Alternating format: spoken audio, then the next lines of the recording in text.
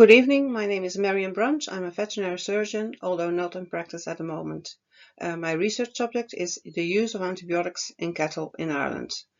So why do I find this interesting? Well, I would like to talk first about antibiotic resistance, because antibiotic resistance is one of the major health threats in modern times. According to the World Health Organization, it is one of the three most important health threats in human health, but it's also a health threat in veterinary health, and that makes it a challenge both in the veterinary medicine as in human medicine. But I'm a veterinary surgeon, so I will just talk about the veterinary side of it. So in general, a major factor in the development of antibiotic resistance is the overuse and the misuse of antibiotics. And within the veterinary medicine, especially the large animal medicine, the overuse of antibiotic used to be a big problem.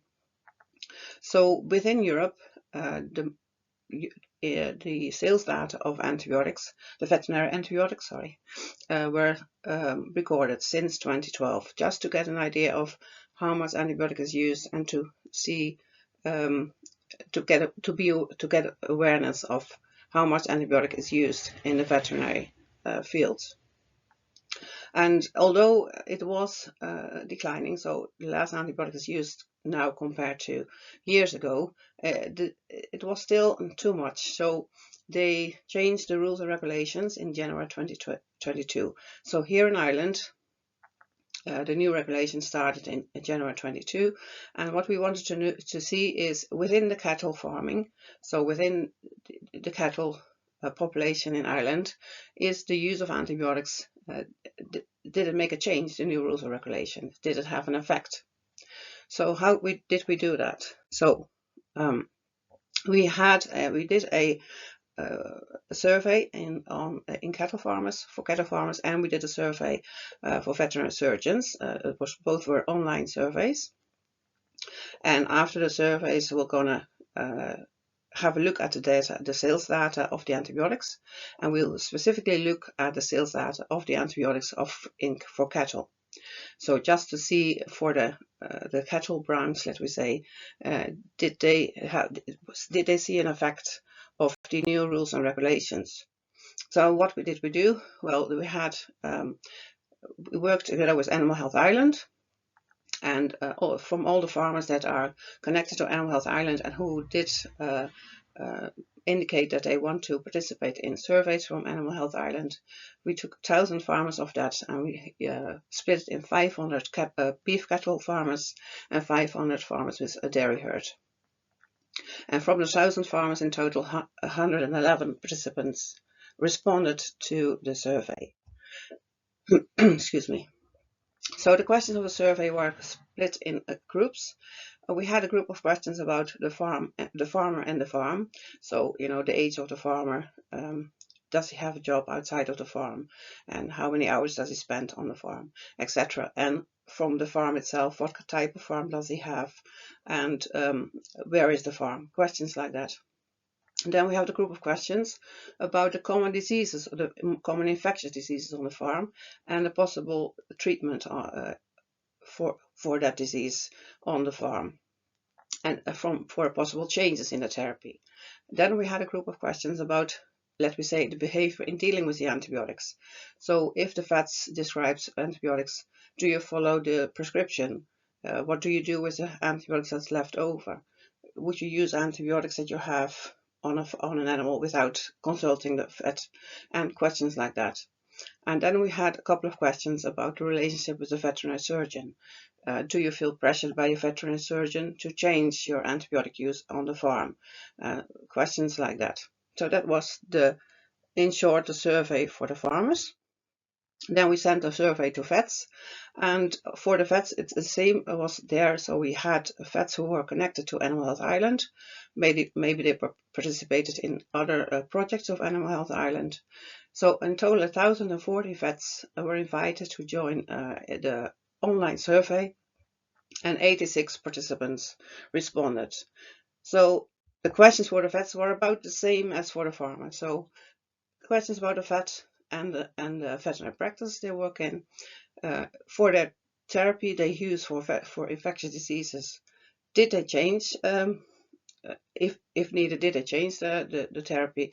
And if they change the therapy, did they see a change in results? So did they come back more often because the first choice therapy didn't work?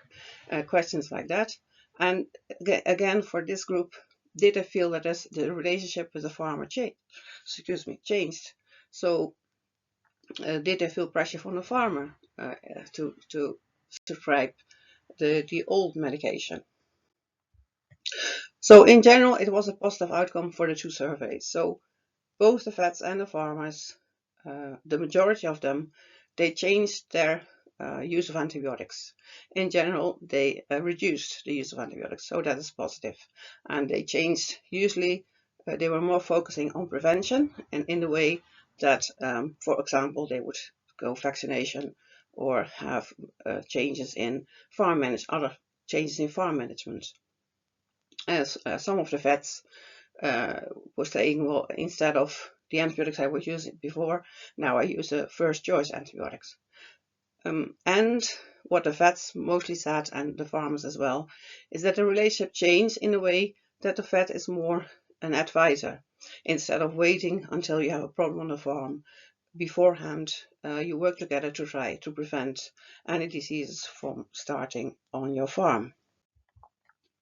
So what will be the next step in our research? Well, that is, we're going to have a look at the sales data that are available already, and we're going to see from the total amount of sold antibiotics, the veterinary antibiotics, we're going to focus on the antibiotics used in cattle and see, do we see a reduction in the use of antibiotics, and can we see an effect of the new rules and regulations on those sales data. So why is it all very important? Well, of course, it's very good to reduce the antibiotic use. Why? Because we were going on to, we were on our way back really to a time that we didn't have antibiotics. So before we had antibiotics, even the simplest infection could cause severe disease or even death. But we don't want to go there really. We want to go back to the future with working antibiotics. So we want to make sure that the antibiotics that we have, that they keep on working, that we stop the development of the antibiotic resistance. So how do we do that? Well, first of all, we have to be aware of the fact that there is a risk of developing antibiotic resistance, and we try to stop that. And how can we do that? Well, to be more responsible with the use of antibiotics. So don't overuse it and don't misuse it. So the awareness is very important. And if we're aware of what we do with antibiotics, and then we are also aware of that we need to change or not. So if we need to change, we have to change our behavior. In case of the cattle farmers and the vets, they change their farm management or they change their first choice antibiotic. But it's of course not only for the farmers or for the vets or the medical doctors, it is for everybody, because we are all responsible. So we all have to be aware that everybody has to join in. So if the GP tells me I don't need an antibiotic, then I most likely don't need an antibiotic. So I won't ask for an antibiotic. And that way, if we all do that, if we all have a responsible way to use antibiotic, then we hopefully reduce the use of antibiotics, and we also reduce the risk of developing the antibiotic resistance. So really, what the most important take-home message is, first of all, it was great that the farmers and the vets work together to reduce the use of antibiotic. That's brilliant. But I would like to say the take-home message is really that the risk of antibiotic resistance or the development of antibiotic resistance is a problem for all of us, but it's also, the solution is also with all of us. So we are all responsible to use antibiotics wisely. So for everybody, it means we have to be aware of the fact if we don't use it responsible, we have a risk of developing antibiotic resistance. So if needed, we have to change our behavior.